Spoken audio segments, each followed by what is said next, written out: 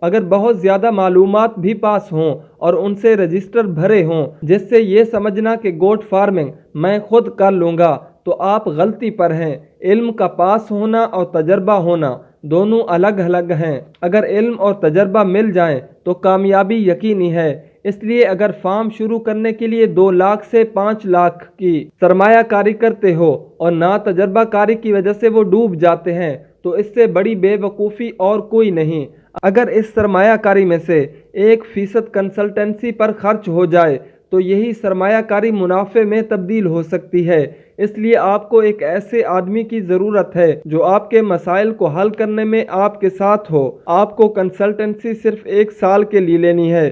دوسرے سال آپ کو گوٹ فارمنگ میں کنسلٹنسی کی ضرورت نہیں رہے گی، کیونکہ 1 سال کے بعد آپ کو گوٹ فارمنگ کے بارے میں پوری معلومات اور تجربہ حاصل ہو جائے گا۔ ہو سکتا ہے کچھ لوگ ایسے ہوں جو آپ کو آپ کے فارم پر آپ کی رہنمائی کر سکیں۔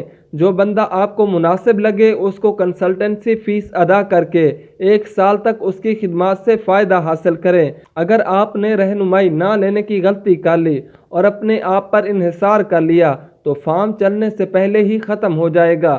اس لیے جب بھی goat farming as a side business کا پروگرام بنے، سرمایہ کاری کا انتظام کرنے کے بعد سب سے پہلا کام کسی کنسلٹنٹ کا انتظام کریں اور اس کی مشاورت سے تمام امور مکمل کریں۔